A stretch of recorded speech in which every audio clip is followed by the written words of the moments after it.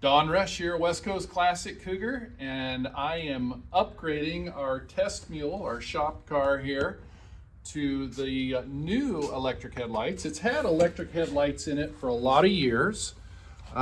These might be 10 years old, I'm not sure, but this is what they used to look like, and they worked pretty good. The problem we were having was reliability on these Ford Probe headlight motors, and Cardone was refurbishing them for us. We're buying them by the pallet, but yeah, we're starting to have a hard time finding cores, and the reliability was going down. So my supplier, Joshua Deutman, he decided to redesign them. So here we have Gen 2, and he took this motor, this Ford Probe motor, and kind of duplicated it, but modernized it. If you look at them, they're pretty darn close. You'll see we did a better knob. These cheesy little adjustment knobs, these would just fall off, and we got a real deal knob on there now. You'll also notice that it's just more refined. Look at those corners. These are rounded off, these are squared, this is powder coated, this is painted. You look at the welds. The welds on these were good enough, but you know, they're just better in every way. Look at the mounting hardware. You know, we got a higher grade bolt in there. You look at the turnbuckle assembly. Just at every, notice we got this nice little setup there. Before we used a bolt, now we got something that resembles what your actuator would use. So anyway, I'm halfway into replacing this, and I want to show you some of the things that I think are better. Number one, the wiring harness. This is the old one. The wiring harness on this is easier and cleaner. We used to have to go all the way along the shock tower through the firewall to hook into power. We don't do that anymore. So now we hook in right over here. We just tap in. Got a little lug here that just taps in and puts it right there. There's my power wire. And to hook them to your headlights is super easy now. All we do is unplug the original harness from the headlight harness to the headlights and put this, what I call interrupter harness in. You know, it's a little bypass. It just bridges it. Boom, there you go. You are hooked up. And the wiring goes nicely. Well, this is something I want to change in modern units. The wiring here is a little too long. I don't like extra wiring tucked up. So I'm going to have him shorten this harness so it goes cleanly across the lower course supports down there and end up here. So I don't like extra wiring. We're going to change that. But yeah, I'm just super happy with the cleanliness here. Just a refresher, you'll definitely want to protect your paint here. And this grill, you'll be able to get all the bolts. We have the video from our old installation on that. You know, you just take out your center grill and take out the bolts that hold this grill in, and then you find a bolt here, and then you go in through here and you find a bolt.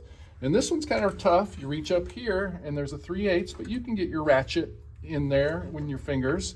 The bolt you can't get to is at the very bottom, and you don't need to. It's okay that you flexed your grill just a little bit. You're flexing the tin is what you're doing. You're not hurting anything by doing that. So I'm at a halfway point here, and I just wanted to stop and show you what this install looks like so far. And then I'm going to wrap up on the second part of this video and show it working. It has some features the old one doesn't. Okay, I have wrapped up the headlight project.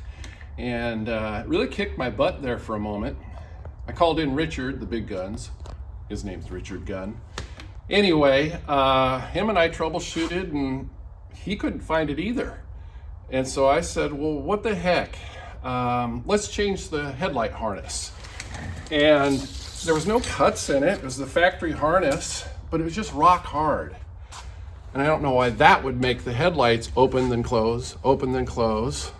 So we both agreed, and as we were taking it out, every time we flexed one of these wires, look what had happened. I'm like, oh, okay, that could be our problem. Well, as we get closer to the firewall, we found out that this is a resto mod, And the previous owner had decided to put in the system in which when you put in the clutch, that's the only way you can start the motor. And he decided to tap into this harness to power that. And something about the technology in these headlights didn't like that extra circuit being added. And that was it. That was it. So I'm glad that this kicked our butt, because we say it's plug and play, easy, yada yada. Then you guys call us and say it just isn't working. So I would hope that other people that had problems installing it would go to our website and write feedback what the solution is, because that's not the only problem that could arise on this. But lots of things I like about this second generation of electric headlights over the first, one of which you got roller bearings in these motors instead of bushings. You got a knob that's nice and sturdy. Also on the old system, if it was energized and you decide to turn this knob to, adjust it and roll this around a little bit, it could activate and chop your hand off. Well, it might not chop your hand off, but this will lift 140 pounds. It can hurt you, it can hurt fingers bad. So I love that. I love that these motors are brand new. We used to use Ford Probe reconditioned motors until Cardone couldn't supply them anymore. So we have pallets and pallets and pallets of these motors, and if one goes bad under warranty, we're gonna give you another one. It's not a big deal. What else do I like about this? This has got a maintenance feature. So you read the directions, it shows you how to flip the headlights on and off a couple times, and you can lift the headlight doors and leave the headlights off. That's kind of a cool feature. Let me show you real quick how nice they are. They instantly go up at the same time, of course, and then you have a delay turning them off.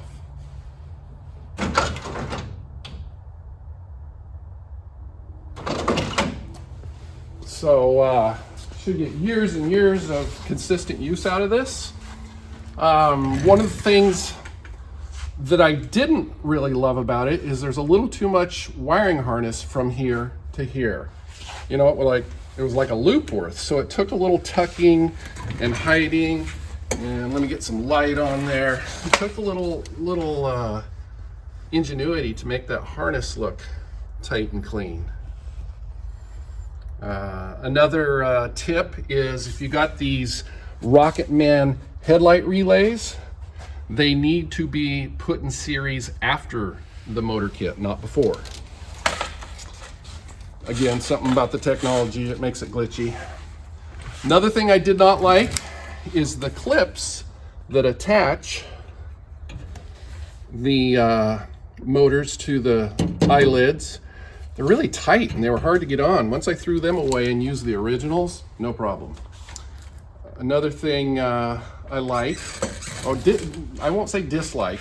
Each car is different. These cars wear different. They've been in different accidents. Well, for me, to get my headlights nice and straight, on this one, I had to take out the jam nut on the turnbuckle. We'll call this a turnbuckle. You twist it and it adjusts how much the eyelid ups or it goes up or down.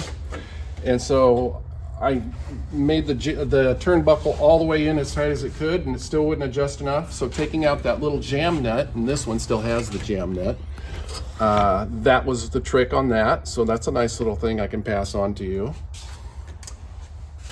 Anyway, that's about all I can think of here. Pros and cons, mostly pros.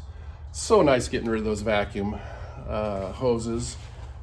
You're never gonna have a straight grill with a vacuum headlight setup in a 67.8. You will in a 6970, and they'll just creep up. They just won't, because it's constantly got pressure. On these, you take out the springs, because you don't need that pressure.